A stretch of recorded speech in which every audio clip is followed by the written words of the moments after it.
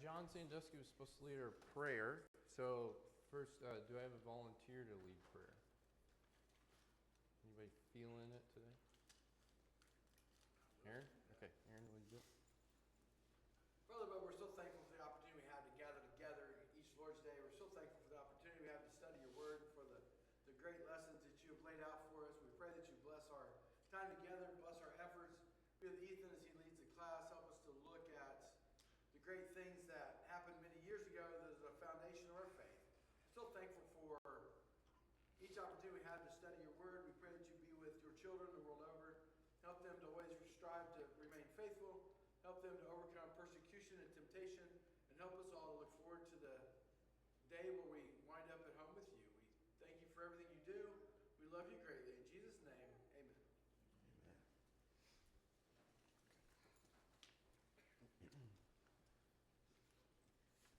These in Spanish or English? It's English. Okay. All right, so we are still on Fact 2 here. How are we feeling about this so far? Are we learning things, having fun? Yeah? Okay, good. So we are going to do as much as we can with this today. I imagine we'll maybe finish it up on Wednesday. And then on Wednesday, after we finish the packet, I want to spend some time looking at some of those details that we mentioned last class, of when you're looking at all of the different accounts of Jesus' passion and so forth, some of the things that pop up in comparison, and what I think I said last time, I usually call incidental coincidences or something to that effect. So we'll spend some time looking at those on Wednesday. And on Wednesday, I will plan to pass out fact number 3 in that packet, which is going to be that the disciples sincerely believed that they saw Jesus alive again. So that's what we're going to study next. So what we've done so far in fact 2 is we've looked at what Paul first laid out here in 1 Corinthians 15 and verse 3. Remember, this is the traditional, probably earliest material recording gospel teaching that we have in the New Testament, and we established that through those historical means. So this is the core, the foundation, the bedrock of the gospel here. And the first thing that Paul says is that Christ died for our sins in accordance with the Scriptures, and that he was buried. And so that's what we're talking about. And we're showing that what Paul says here is widely agreed to be a bedrock fact that everyone can agree on, regardless of if they're a believer, they even believe in God, whatever, all across the board. And so what we've done is we've taken some sketches of Jesus' trial, his arrest, his crucifixion, as presented in the Gospels, as really the primary sources that we have, and looked at what they say as far as the key events are. And we've already taken some summaries from, remember, Josephus and Tacitus, and we looked at those, and we said, okay, what did they say happened as far as historians outside the Bible? And the events are essentially the same thing as the New Testament says. And so we went through Jesus' arrest, his trial, his crucifixion, and summarizing those events. And I'll go through just those bullet points that we had last time to refresh our memory, because then what we're going to do today is we're going to take those summaries of the key events and we're going to compare them to what history says just in general about what happened during crucifixion. So what we said about Jesus' arrest was that, and let me get there in my notes also. We said that he was arrested by the Jewish leaders in the garden, that his followers ran away from him. There was the trial by the Sanhedrin. There was the trial by Pilate, and we also added that Pilate sent Jesus to Herod as sort of the Jewish kind of vassal leader at the time, as like a political play. And then after those trials, that Jesus was sentenced to crucifixion. And that is kind of the summary of the key events of those. And then as far as the trial, so we looked at the trial No, this is the crucifixion. So we looked at after the trial, it says Pilate delivered him to be crucified. And so then what's the key events that happened between him being sentenced and then Jesus dying? And so we said that there was the scourging and the beating that happened, that Jesus was then commanded to carry his cross to the crucifixion site, and that's where the details of Simon of Cyrene are brought in. That Jesus was crucified along with two criminals, and if we look at all the benchmarks, this happened at about 9 a.m. That there was the charge reading King of the Jews, and of course John puts that it was written in essentially all those universal languages of the day. And then the death of Jesus occurs at around 3 in the afternoon on Friday, probably April 3rd, I would say the year 33. And so we added some other things of the darkness over the land and the different things that occurred there. But these are kind of just the gist of what happened. This would be, again, what, no matter who they are, what everybody would agree on basically occurred. This would be what you could call like a historically defensible account of these events, even if someone is not a believer. So that's what we were doing. And so we looked at these, and then we started talking about the burial. And do we remember, why did we say the burial is significant and we should spend some time looking at it in particular? Why was the burial important to look at? Because of the type of burial that it was. People who were crucified normally did not receive that Right. sort of burial. So it's the tomb that he was laid in, the person that asked for his body, and those sort of things. It was, apparently a new tomb, Mm-hmm. carved out of the rock, something that would have been a great expense. But the thing to me was the fact that a person who was crucified did not normally receive Right. a burial. Sometimes not a burial at all, certainly not one of that nature. Right. Yes. And so there was something different going on with Jesus' burial. And Paul lays it as its own bedrock event here in 1 Corinthians 15. And we don't really usually talk about it too much, I don't think. We talk about, obviously, the crucifixion, we talk about the trial, but we don't really talk about the burial. But there was something very unique about Jesus' burial because that didn't usually happen. And we'll mention some of that today. But then what did we say? What's significant about mentioning that it was Joseph of Arimathea that was the one that buried Jesus? He was on the Sanhedrin, so what would be consequences of that? I mean, he was on the panel that sent Jesus to judgment. Mm-hmm. And so it was very not politically correct for him to side with Jesus and do this instead of siding with the Sanhedrin, which wanted Jesus dead. Right. So he's sticking his neck out there, obviously. And like I said, I wonder what those conversations were after the fact. Because we're not really told. We're told that he was sympathetic to Jesus and that he was looking for the kingdom. But then we're kind of left to fill in some of those blanks there. What was something else that we said about the importance of Joseph of Arimathea? Chip? I'm guessing that he would be considered unclean for a time after that too, right? Yeah, so one thing we actually did mention on Wednesday is that if we kind of read in and we supply what we know based on history, Joseph's probably not doing it himself. He probably has his servants or maybe slaves or just servants of the temple or something like that doing the work for him. You can't prove that, but I assume, with 3 hours and all the details that would happen and probably, the worry about being ritually unclean, I would imagine he had help. What else did we say? Ashley? Just that, did they go to the wrong tomb was the question that can answer. And my guess is, and this is an assumption, that, just like we have flat maps of, cemeteries, that probably they would be able to pinpoint where Joseph of Arimathea's tomb was. Yep. There's actually kind of this, I don't know if you call it a district, But there's this area around Jerusalem when they started uncovering some of these tombs, and they were a lot bigger and more ornate than the rest of them were. And usually it was seen, okay, yeah, these would be the priests and the people of high standing and things. Especially it being a new tomb, people would have known, yeah, where it was. And then there's something else that we said even further about Joseph. What is the risk of mentioning Joseph of Arimathea as the one that did this? That question didn't make sense based on Salem's eyebrows.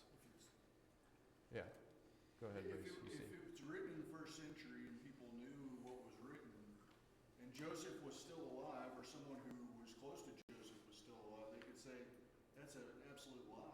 Right. I knew him personally, he didn't do that. Right. Yeah. So if you're naming specific names, then you better be telling the truth, right? Because this was written in the first century, for one thing. A lot of these people were still alive. So if this was written, it said Joseph of Arimathea buried Jesus, and he didn't bury Jesus, and that's opening up to all kinds of attack. And we have no record of anyone arguing about this. And like we said, if you're going to make up a story, these are not the kind of details that you add to it, because it wouldn't help your case at all. Do we have any questions or anything about, well, I guess I didn't put up the summary of the burial. So what we just talked about, that Joseph of Arimathea requests and he receives the body, he prepares it for burial, and then Jesus is buried in the tomb, presumably by 6 p.m. when they would say the new day, the Sabbath would start, and they would want to have the body dealt with at that point. Did we have any lingering questions or any comments that we want to bring out about the burial? No? Okay. So remember what we said is, if we know where Jesus was buried, if people knew where that was, and Ashley brought this up, if people knew where the tomb was, and they saw it, and we're told that women followed, and they witnessed Jesus being prepared and put in the tomb, and then sealed, if we know where Jesus is buried, is there a very high likelihood that they would later go to the wrong place? No. So I think as I quoted William Lane Craig on Wednesday, if the burial is proven, then the empty tomb is almost essentially proven too. Because if we know where Jesus' body was, then we're going to know if it was gone. And that's one of the importances of the burial. Okay. So, and then we talked about this idea that we're going to take then what we've talked about here and sort of this broad sketch of key events, and we're going to compare it to what history says as far as just what the general consensus about crucifixion appears to be. And I always have to remind myself of what slides I have next. So like we said, crucifixion was not developed by the Romans. It had been used for a long time, and it goes all the way back to the idea of just impaling people on poles, or for instance, if you think back, I want to say it's 1 Samuel 20, in that realm, when Jonathan and Saul are killed in battle. And it says that they take Saul's body, I believe, after they've beheaded him, and they nail it to the wall of the city. And that also was related to, the ancient practice of crucifixion. It was basically a way to dehumanize and humiliate people and their followers. And so this goes way, way, way, way back. But the Romans seem to have taken it and perfected it. And this was something that they did all the time. So, it was an ancient practice. They had done it all the time. It was something that people were familiar with, that they saw. We said, tens of thousands of people is the guess for how many people were crucified in the history of the Roman Empire. And when looking at crucifixion historically, I emphasize in the packet, it's important to understand that this was a package, like a whole thing in and of itself. It was a process. And so it wasn't just putting somebody on a wooden pole. There was the before, the during, the after. The whole thing was meant to communicate a narrative and a message, and it was used very intentionally that way. So let's ask a question then for us to kind of put together this information. If you're taking this person, and remember we said that crucifixion was usually used as the extreme penalty, as Tacitus said, for slaves or for rebels or things like that. If you're taking someone who's a disobedient slave or a rebel, and you're parading them and torturing them in front of everyone, and then you're executing them publicly, and then you're leaving them out for everyone to see, what are you probably trying to communicate? That it could happen to them. That the same thing could happen to you if you do this. And that is chiefly why the Romans used it. And there's some quotes from Josephus where he says, in recalling instances where people were crucified like this, he said they used it to discourage anyone else from doing the same thing. It was to send a very clear message that you do not defy the powers that be. And that was one of the reasons that it was used. So it was viewed as just completely shameful and barbaric, and it was very intentionally, strategically done in the way that it was. And I mentioned that, affluent Romans and common people didn't really like to talk about it or even think about the fact that it was real. And so I actually tracked down one of the quotes that I was thinking of. Has anyone ever heard of the author Cicero? He's kind of like a famous classicist. He was a rhetorician, and he's just still kind of famous, and people who are into classics usually read some of his works. But he was a Roman citizen, and he wrote quite a bit of things. And this is what he said in one place about crucifixion. So just listen to this. He said, "It's a crime to bind a Roman citizen.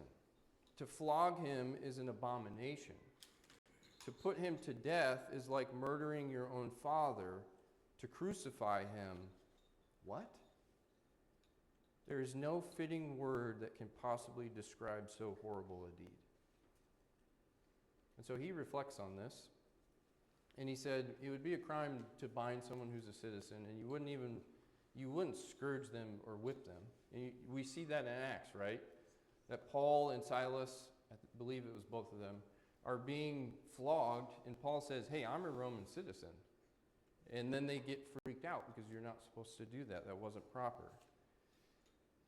Murdering him is shameful. It's like murdering your own father. But then to crucify him, he doesn't even have a word for that. There's no fitting word that can possibly describe so horrible a deed. And that was the general opinion. It was the most shameful, horrible thing that you could possibly do. It was barbaric and disgusting. And yet this is intentionally the way that God chose for the Son to die. And we'll talk about that as we reflect on this fact at the end.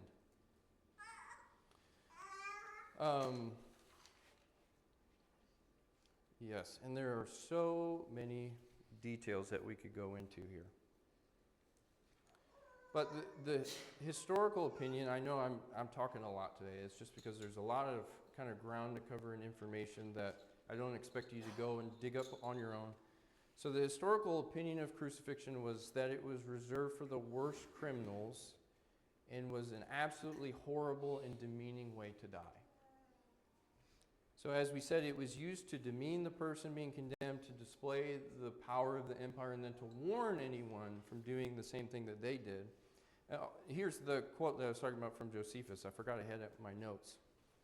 So Josephus said about crucifixion in one of his writings, the main reason why he, and he's speaking of the Roman officer Titus, the main reason why he did not forbid that cruelty, which was crucifixion of their enemies, was this, that he hoped the Jews might perhaps yield at that sight out of fear lest they might themselves afterwards be liable to the same cruel treatment.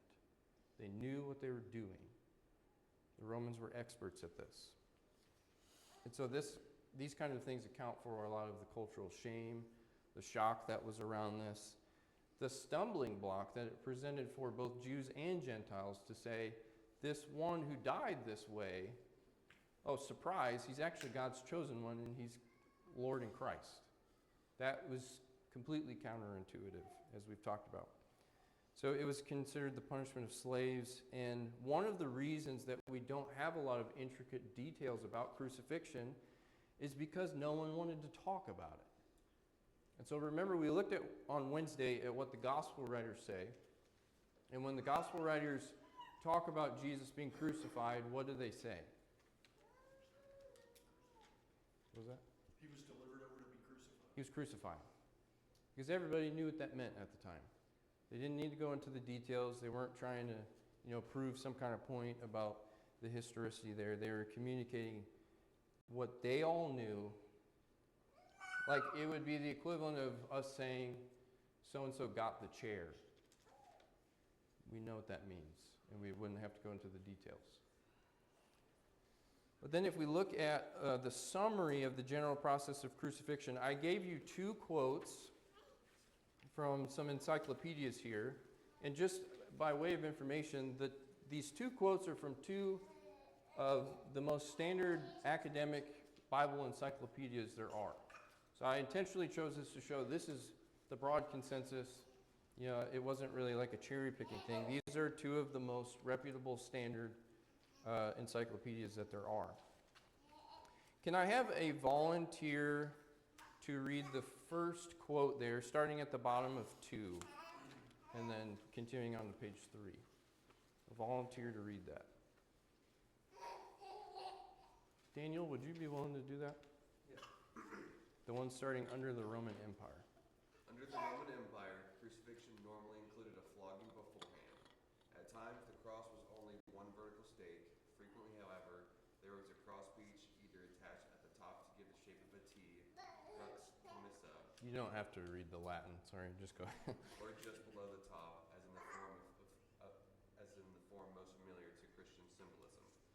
The victims carried the cross, or at least a transverse beam, to the place of execution, where they were stripped and bound, or nailed to the beam, raised up, and seated on a sedile or small wooden peg in the upright beam. Ropes bound the shoulder or torso to the cross. The feet or heels of the victims were bound or nailed to the upright stake. As crucifixion damaged no vital organs, death could come slowly, sometimes after several days of atrocious pain. Okay, and can I get somebody to continue and read that second one? Ashley. Once the condemned was thus immobilized, he was left alone, unable to attend to bodily functions, unprotected from inclement weather or flies, and, because the place of execution was usually some public street or prominent place, subjected to abusive words and mockery from passers-by. Often the body was left to putrefy on the cross and become the prey of carrion birds to complete the utter humiliation. It could be claimed for burial, however. The extreme dishonor that the lack of burial represented, especially in Jewish circles, can hardly be exaggerated. It was not unusual for a tablet identifying the crime to be hung on the condemned as he went to the execution site, then attached to his cross for all to see. That sounds kind of familiar, doesn't it? So, as I said here, these are just standard dictionaries. So these are professional historians just recounting what the knowledge is of crucifixion. And you can see some details that we don't have in the Gospels. For instance, the Latin terminology. And I've highlighted what is kind of, I think, some key parallels to what we've talked about already. But this is what is generally understood as being the process of the whole process of crucifixion. And again, it is much more than just the person on the cross. It's the before, it's the during, it's the after. And so I took these because together I think they give kind of the full picture, the full procedure of what would happen. And so I want to take some time and go through some of the details here. But first, how do your summaries or the summaries that we talked about in class compare to this information of what's known about crucifixion in general? So are there significant differences? Do you think they're essentially the same? What did we say? Joy.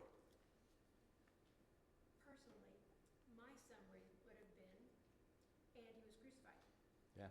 Without all these details, because I've never seen it or experienced it, don't know any knowledge of it, and so the details choke.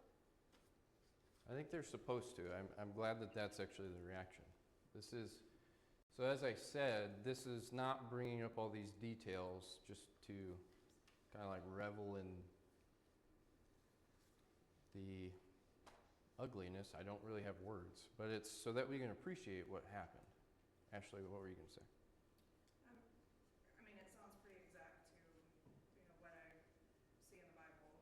The only thing that I would say I found that was different, and this was from additional research, was that typically there was not any kind of a trial. Like the slaves were not, afforded that right. Yeah, they didn't it was have very rights. much just, you got accused of this, you're done. Like, here comes crucifixion. So, Yeah.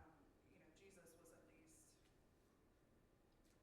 I don't know if you want to call it really tried, but Yeah, I guess that's, you could maybe say that's where he was fortunate in having the intervention of the Jewish leaders, because there was something, or else, yeah, he would have just been, thrown away as a slave and crucified without much thought. But as horrible as it is to say, yeah, Jesus got more than the usual person would get, where he got almost 3 trials, if you count the Sanhedrin, Pilate, and Herod. And that's because he was a popular, controversial figure at the time. He wasn't just some random guy who was, staging a rebellion against his master. This was somebody of some importance. Yeah, so it's odd to say. I don't know how else to say it. Fortunate's the word, but you know what I mean. I mean, he did get those trials, and that wasn't usually very common. What else did we think? Did we think, yeah, similar? Did anybody else see any differences? Things that surprised you when we were comparing these? One of the differences, and we've already talked about it, his body wasn't left on the cross. Right, and so that's notable. And the one historian in the second case says, so that demonstrates that there could be a claim for burial. Yeah, Jesus' situation was significant in that, for one thing, that he was buried. Because as we said, usually it was either left for the animals to eat, or it was thrown in a garbage ditch. And so that's also one of the reasons that there's not a lot of evidence archaeologically for crucifixion, because they were just considered trash, and they were thrown away. Nobody was thinking, oh, we need to preserve this so that future generations can learn about crucifixion. They didn't care. They didn't think anything of these people. But, yeah, Salem, go ahead. If you were going to keep talking about that. We kind of talked about this at home, but I don't really know much about crucifixion other than the example of Jesus. And so one of the things that this kind of brought up is that usually it would take a long time for them to die. Right. And for him, it was actually very quick. It was odd, yeah. And I mean, the Gospels say he gave up his spirit. So I don't know what all that entails, if it was a choice or not. But ultimately, yeah, that's a difference in the fact that this usually takes a long time. I know there's stuff about the day, it had to happen by certain times and things like that. So it was different. Yeah, and so that's significant also, that usually, I don't remember, yeah, so the end of that first one, the first quote, death could come slowly, sometimes after several days of atrocious pain. They would usually hang there until they suffocated, because eventually you can't pull yourself up for air anymore, and that's usually considered what happened to most of the victims. Yeah, Jesus is just a few hours. So then recall when Joseph goes to ask for the body, Pilate says, he's already dead? And so he sends the soldiers to go check and make sure that that's actually the case. And I would say John, in his gospel, makes it very clear that was because nobody took Jesus' life from him. I mean, in a sense, he was not killed. He allowed them to kill him. And he decided when it was going to happen and under what conditions. And so Jesus gave up his spirit, as John says. And that was a significant thing too. And I think the gospel writers are wanting us to see, yeah, this was not, they took Jesus over and all that. He offered himself, and he did it willingly. Ashley. And I think to even better prove that, if you're dying from asphyxiation, you are not going to be able to cry out full out voice like it says. So, Mhm. yeah, that's also a difference, that he gave up his life, not. Right. And we know that from all of our information. If you said that to someone who's skeptical about it, they'd say, what are you talking about? But One of the other things that I'm trying to look back, I don't think it's mentioned in these, is that they would break their legs Yeah. if they were taking like too long. And we know that it was prophesied that he wouldn't have any broken bones. So that was kind of also something where he couldn't take too long because that wasn't supposed to happen. yeah, yeah, it's interesting that that first author, I can't remember if he mentions it somewhere. So there's another Latin word for that too, the club that they would use. I don't know Latin, so it's something like crucifragrium. So they had a term for that also. Where yeah, if once they were ready for the person to die, and the point had been proven, they would go and they would break their legs, like we see with the two crucified with Jesus in the Gospel of John. But that did not happen to Jesus. Because he was already dead. He was already dead, and so they didn't need to do that to hasten the death. And Which also fulfills the prophecy. yeah, which I believe is also John that mentions that not one of his bones would be broken. And he's connecting that, I believe, back to the Passover lamb and what was happening there. Yeah, so Jesus is significant in the fact that he was buried, that he died quickly, that he was given some kind of trial. But besides that, I mean, it's basically the same kind of thing that we see throughout history. So I want to go through some of these details and talk about them. And I didn't put them in the packet because it just, I think, adds to the picture, but the core information is here, what I want you to know. And so even just going through some of these bolded things, starting with that first quote. So under the Roman Empire, crucifixion normally included a flogging beforehand. So flogging, scourging, those are the words that are used. What's another word that we might use for that today? Beating. And what would they use in particular?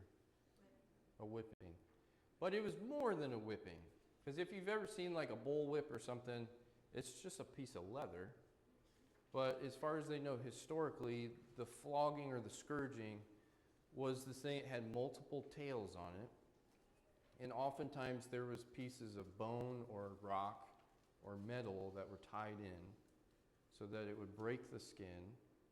And they would do it to the point where oftentimes, according to some ancient authors, you could see the muscle and the skeletal parts, the bones. And that was to start the death process. So we're draining them of everything that they have and we're humiliating them. And that was pretty much standard, that they would be whipped with this. I think sometimes it's called like a cat of nine tails or something. That's just pulled out of the back of my head. But that was what would happen. We see that with Jesus. I think he seems to get a little bit more because we're also told that when Pilate hands him over to the garrison, the soldiers take him and they mock him. And if you look at the details there, and dressing him in those clothes and putting that crown of thorns on him and mocking him, the Roman soldiers thought this is just some other loser Jewish Messiah figure, and we've handled these before, and so we're going to have our fun with him. And so Jesus gets a little bit extra there. And so at times it says the cross was only a vertical stake, but frequently there was a cross piece attached either at the top to give the shape of a T, or just below the top, as we're familiar with. And then there's also other examples of an X shape, where someone would be completely spread and they would be crucified in that way. And so the victims would carry the cross And what's understood is based on the words that are used, that they would just be carrying that horizontal piece. And so Jesus is not probably carrying the entire thing, but he's carrying that transverse beam. And that is what Simon of Cyrene has to help him with. Because of the extensive beatings and floggings, he just did not have the strength to do it anymore. And that was intentional. And so what is happening there in carrying this is it's literally a parade. So if you look at like a map of Jerusalem, and you look at the governor's headquarters and things, that's kind of up in like, I got to flip so I can point for you and picture it on the map, like the northwest corner of the city, I believe. And he's literally being led through the main streets throughout the whole city to like the southeast outside of town. And there's a parade the whole way through for everyone to see. And so recall the women who it said had followed him, they were weeping, and he says, don't weep for me, but weep for this generation, or something to that effect. They're already communicating something and having this person go through and pass by everyone doing this. And so when they got to the place of crucifixion, they were stripped.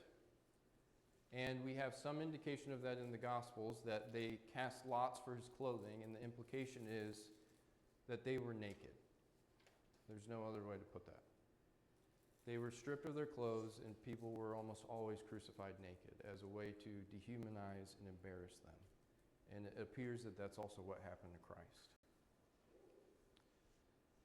So then, after that, sometimes there was this peg so that they could kind of sit and hold themselves up for a while to kind of prolong the whole process. But there's indication of both people having their arms tied or nailed, as is very clear in Jesus' case in Luke 24, where he says, look at the nails, and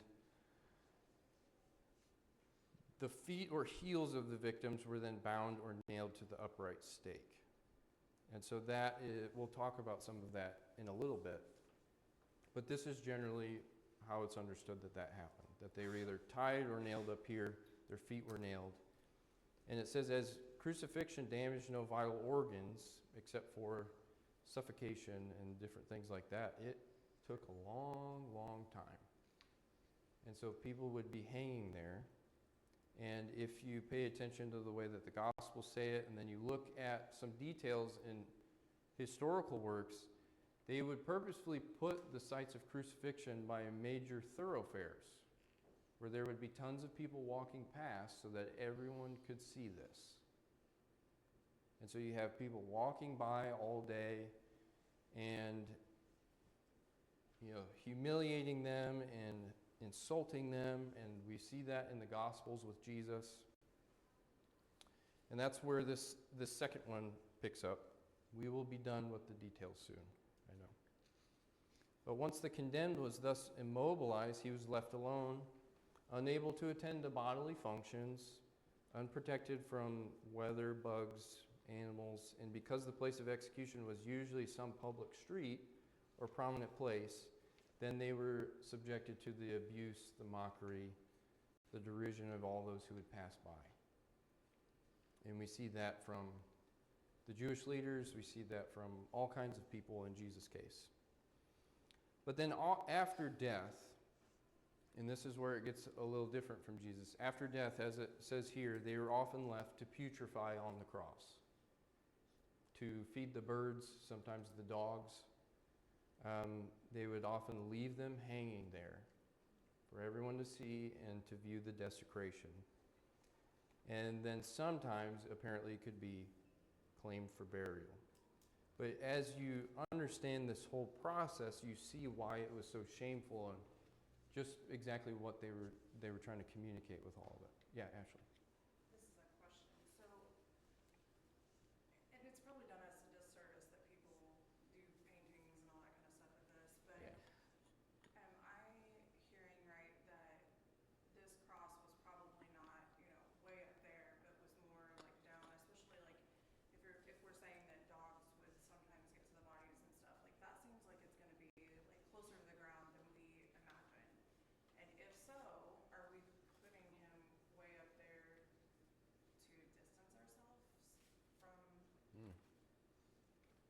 So there's a lot in that. So obviously we don't have any physical examples, so they're piecing together information that they know. It seems like they were just suspended enough to get him up off the ground. And there are some people that look at the details. I forget which Gospels it is, but the hyssop reed that was given to him, and they say, well, those were usually between 7 and 9 feet long. And so you think Jesus was probably, 5.5 feet tall based on averages then. And you do the math, and it's like, oh, he was 7, 8 feet something off the ground at his head. And so I think maybe there's some symbolism in having him, way up in the sky, perhaps. And Jesus, talks about the fact that he will be lifted up and calling all people to himself. And the Bible seems to indicate that he is kind of serving between heaven and earth at the time, so there's that symbolism. But yeah, it was probably just suspended enough to get him off the ground as far as we can tell. And that's constructing a lot of details, obviously. Okay, and the last detail here that we see is, so it was not unusual for a tablet identifying the crime to be hung on the condemned as he went to the execution site and then attached to his cross for all to see. And so they would essentially be wearing the sign as they were paraded by all the people of, this is what I did wrong, and so you better not do the same thing. And what was the charge that was given to Jesus? Everybody knows this one. Yeah, King of the Jews. And so what was displayed for him is this is another messianic pretender trying to usurp the Roman throne, is essentially what that is communicating. So Jesus probably wore that. We're told that it was on his cross, but he probably wore that as he's being paraded and carrying his cross. And it's written in all of the common languages of the time, so no matter who is there, they can see it and they can read it, and they can know what this person is being condemned for. So after they get there, it was taken from them, it was attached to the top, and it seems like it was attached to the top of Jesus' cross, indicating that he had kind of that lowercase t shape, what was going on. And so this is not to, as I said, revel in all of these gory details, but I want you to understand the picture of what happened and how much it corroborates with what is generally understood as the process. And in those comparisons, you understand a lot of that experience that Jesus went through and the experience of the disciples witnessing this, and then some of their responses to it after the fact. Of course, they see all this and then they go into hiding. They're in the house together and the door is closed and all of these things, because how would you react if you saw this? Yeah, you'd at least be afraid, because for one thing, they were thinking, I could be next. And for all they understood, Jesus was a liar, because he wasn't supposed to die like this, because they were not understanding what he was saying. So I want to talk then just for a couple of minutes about why was Jesus crucified, and then on Wednesday we'll talk about this archaeological evidence on page 4. And so we've mentioned a little bit of it, but turn, for instance, to Mark chapter 14, and we'll look at this. We've just got a couple of minutes left.